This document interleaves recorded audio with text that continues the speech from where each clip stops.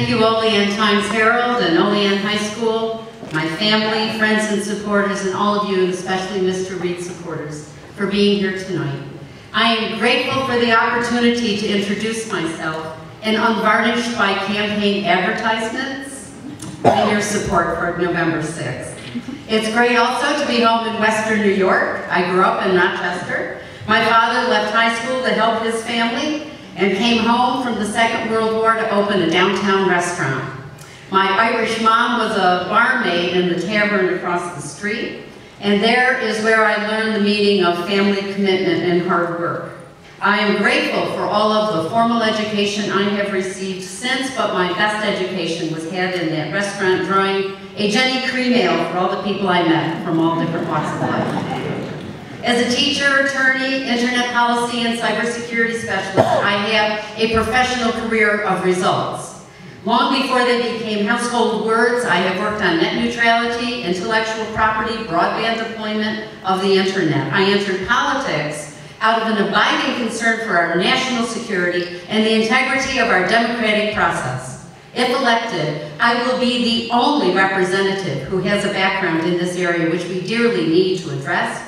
And since entering politics, I have come to embrace the people of Western New York, Finger Lakes, and the Southern Tier, where I have lived my entire life. In that time, I have listened and learned about what you righteously need and want: affordable health care, access to a meaningful education without debt, infrastructure, including the internet, stewardship of our beautiful natural resources, and a tax policy that gives working and middle-class people a fair shake. Mr. Reed has been in office now for 4 terms, 8 years, and has failed to deliver for this district. While so much of this country is enjoying vibrant economic growth, our district is sluggish for the neglect to lay the groundwork of health, education, and infrastructure to attract new investment. Tonight, he will be evasive about that record. He will divert attention by grossly mischaracterizing my positions.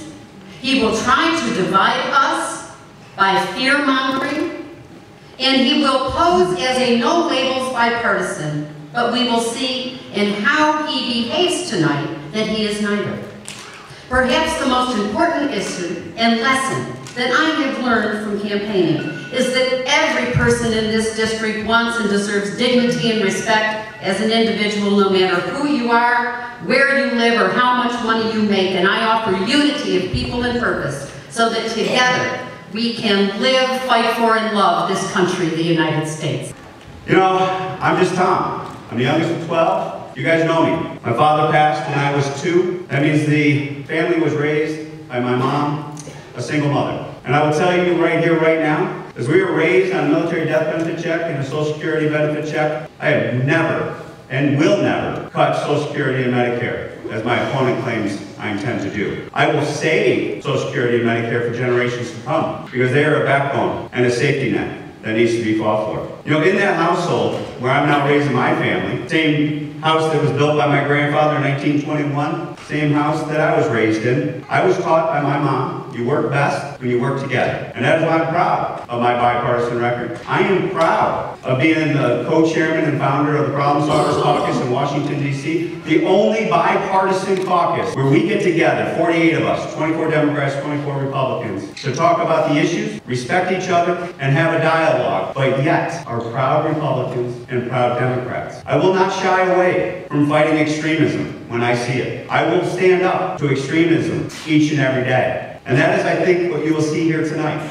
in this debate. A future of America that is embraced by my opponent, where we give more power under her proposals to our government. I don't believe in that philosophy. I believe the power of our country rests in you, the people. And what I have always stood for in each and every one of the principles and positions I have taken is that a limited government, a government that is done at the local level, is the government that governs best. And I will continue to fight for that as we go forward. We're the only member on the Republican side that I believe that has done 250 more town halls, showing up in hostile environments, standing up for what we believe in, but having the conversation. And we're going to continue to do that, because to represent people, I truly do believe you have to listen to people. Together, we will make the future of America great for ourselves and our children. If you want government-run health care, if you want your taxes going up 20–25%, or having us to incur $32 trillion worth of government-run socialized health care, as my opponent supports, then Tracy Mitrano is your candidate. When I talked about raising taxes by 20%, I was refuting one of my primary candidates who wanted to do Medicare for all in what I call a light switch fashion, which you just turn it on one day. And I advised, saying, that's not a good way to do it. We're going to do it, but we're going to implement it in a way that will not raise the taxes. I'm also going to explain it is not a socialist system. The providers are not employees of the government, and the drug companies are not owned by the government. But I'm glad he brought up bankruptcy, because his medical collection debt program has certainly enjoyed to some profit, preying on the bankruptcy that's the #1 reason why people go into debt. You also better get ready for what happened in Great Britain with Charlie Gard. Remember that baby that was told where their parents said, we want to get him the life-saving treatment that he potentially could receive to try to save his life. And what was he told by his government? No. You are going to empower, under this proposal, government bureaucrats, unelected government bureaucrats, with the power to control the future of your healthcare lives. But I will tell you, how we unleash and fix America's healthcare is by empowering patients and doctors and putting transparency on the healthcare market and the health insurance market in a way that hasn't been put in place today. And let's get this poor child from the UK out into the open.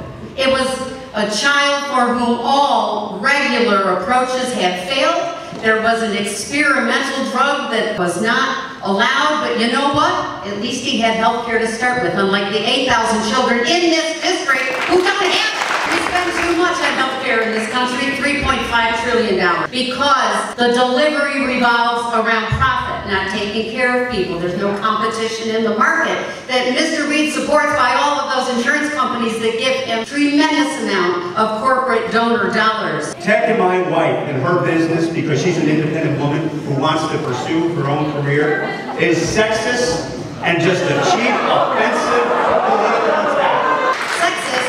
I do not care what your wife wants to do in terms of the pursuit. I am talking about the quality of the exact business that you started and now she works on. It's not about the fact that she's pursuing a career. That's another mischaracterization. It's that it's about medical debt, and you have voted against affordable health care every single time you have been in office. And you got a CEO of the Olean Hospital Network here making almost $800,000 a year. That is wrong. And what we need to do is make sure that we hold those individuals accountable, but we also have to make sure we align the interests in healthcare correctly. We are still in America a fee-for-service-based system. And what we need to do is say to the folks, we're going to reward doctors, we're going to reward providers, and we're going to reward pharmaceutical companies that are efficient and offer good quality outcomes so that they have healthcare costs going down. In 2013, there was a perfectly reasonable bill called the Border Security, which would have done what we all know is right, providing border security, and some of it is physical. It doesn't mean the entire thing is a wall. It is also technological, and it is also law enforcement. Economic opportunity and immigration reform, Congressman Reed voted against. We have an outdated, inefficient system that's causing us to stockpile people at the border and make a catastrophe in terms of the media about how we are treating it. People's lives are at stake. Our own tradition of immigration is at stake. We're not even complying with our own laws in terms of asylum. It is worth noting that the last time we had a large group of people coming forward, it started at 4,000, it went down to 1,500, and then about 500 really showed up at our borders, and we accommodated over 400 of them through our asylum program. They're in the United States living here just fine. Farmers in our district met with Mr. Reed. They asked for seasonal and annual visas for their workers, and all he wanted to talk about was the 2017 tax cut. Colleges and universities want foreign students to study here. They help with innovation and breadth of our own students. High tech wants those students to stay on to help us. You just can't trust what you say. That 2013 bill, there was no vote on that bill in the House of Representatives. That is completely false. That went in the Senate and never came up for a vote. The House didn't get that bill because the Republicans said that they wouldn't vote for it, so it never made it to the House. We have been working and standing for farmers day in and day out. 13,000 plus cases. One of the incidents in my first year in Congress, my phone goes off at Christmas Eve Mass. And we worked to get a constituent home from Benin. You know where Benin is? It's in Africa. And we went to work as a team to get them off the tarmac and get them home. So we are fighting for people by breaking this bureaucracy that you want to expand in Washington, D.C., and we're going to continue to fight it to limit it more and more. I'd say it was a very unfortunate bill. It was architected by Congressman Reed and cheerleaded by him. Middle-class people, a so-called temporary break, and the 1%, a permanent break. I've never heard of such thing in the law as permanent. I would have favored the corporate tax coming down. It was too high, not realistic. Most corporations pay 17 to 19%, but I would have conditioned obeying U.S. tax laws, no offshoring, and bringing the savings back to workers in terms of wages, in capital improvements, or perhaps bringing on new workers, not letting it out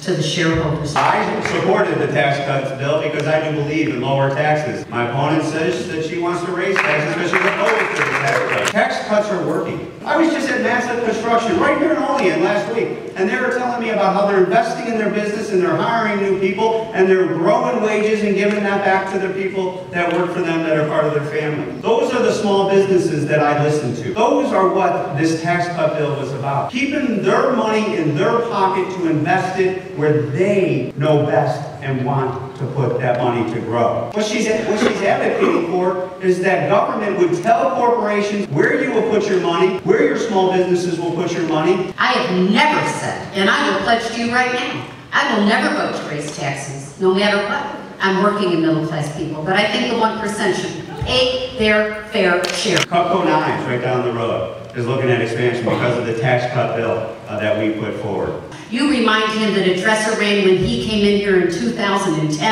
they had over 1,000 jobs there. They're now down to 250. Where were you, Mr. Reed, to help those people out in real manufacturing? And I believe in every manufacturing job.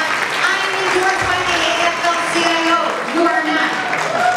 You know, if you want to really help this district, you plan for the 21st century.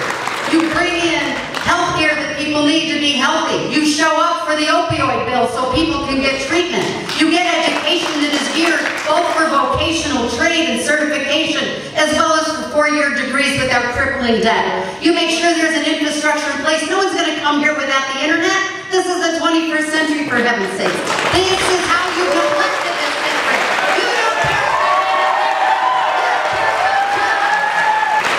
And you certainly couldn't endorse a $10,000 cap on deduction for state and local taxes in a state that has high taxes. It's going to turn people away, whether it's professionals like surgeons or whether it's investors like Silicon Valley. That is a real turnoff, and you have yet to adequately explain it without blaming Governor Cuomo. When you talk about the jobs leaving Dresser Rain, you gotta ask the question, where did they go? Overseas. They didn't leave overseas. They went to Carolina. To Curtis Wright. They went to Carolina. Yeah, you're right, because actually 110 of them we were able to work and make sure we put pressure on Siemens and their executives to say we want at least those jobs staying here, we want all of them to stay here. And we put in the defense bill a provision that says when you ship those jobs to Curtis Wright in Carolina because of the Andrew Cuomo Democratic policies out of the state capital in Albany, I will tell you, we got that signed into law. When we talk about the Second Amendment, I will tell you, it is a fundamental right that we care about, but we can find solutions to getting to the person behind the gun. Mental health and criminals are committing most of these acts. This is where we can find what happened with Nicholas Cruz. And we should talk about him. As we were talking, Jim, before, in your editorial boardroom, Nicholas Cruz is the devil that he is. He's the one who killed all the folks down in Florida. And what we should do is to really fall through the cracks. Where can we have law enforcement have the resources? Where can we have the mental health resources to make sure that kid was not a harm like he was to our community? Let's agree that this issue is very challenging to balance constitutional rights, which I believe in and support, and public safety in a society with a culture and tradition of responsible gun ownership. And myself, I'm a gun owner, but separating responsible gun ownership from manufacturers and sellers who have made gobs and gobs of money by profiting, pumping out these guns into an open market. I did entertain and hashed around a number of ideas through the primary. I come from education. That's what we do. We like to talk about a lot of ideas and we like to see how people feel about them. It was, in fact, in Cattaraugus County that I determined that the idea of registering guns and licensing gun owners was not feasible. We have been taking democracy for granted too long. I even did it. I left it up to professional politicians, but it got too serious, too much is out of whack. And so I got into politics because I genuinely want to bring my education, my skill set, my sensibility for what I think is going to work for working and middle class people to Congress so that you can get what you need and deserve. And I want to do it with full respect. I want you to have those same benefits as anybody else. I want economic opportunity in this district. Mr. Reed has had 8 years to bring it. He didn't. Now the economy's growing, but we're left behind. I am asking for your vote because in unity, I want to make the 23rd District a place where there's good investment, good people, and solid U.S. American citizenship for all of us. You live in the academic world. You've been at Cornell University. What I believe in is the household I was raised. What I believe in is a single mother who did the best she could and empowered 12 of her children to have a job, have a career, from a hairdresser on the one end to me as a member of Congress. We each had a degree in our household, and how we did that is we empowered the opportunity to pursue that. And you empower that not by more government, ladies and gentlemen. You empower that because I believe in you. I believe in the American people. I believe when they're given the freedom, rather than the bureaucracy that you're advocating for, that what you're talking about in theory and academics, as I have dealt with many of them in my office, I said, have you ever been out on a farm? Have you ever been out in a manufacturing floor? Have you ever been out in a kitchen? When I started as a busboy and as a person working day in and day out as my wife and I worked our way through college and menial jobs because we were proud of that dignity of work. And I will proudly carry the banner of the Republican Party that stands for the work of the American people and require people with our government programs to say, you know what, you should get a job. And if you can't get a job, we're going to give you a skill to have a job. Because I believe if you empower people and you teach them how to fish, you take care of them and their family for a generation. Let us not go down the path of big government academic theory. Let us go down to the true grit of the American people and say to the world once again that America is great, America is strong, because we are unleashing the American economy through the American people, not its government. And that is what I believe in.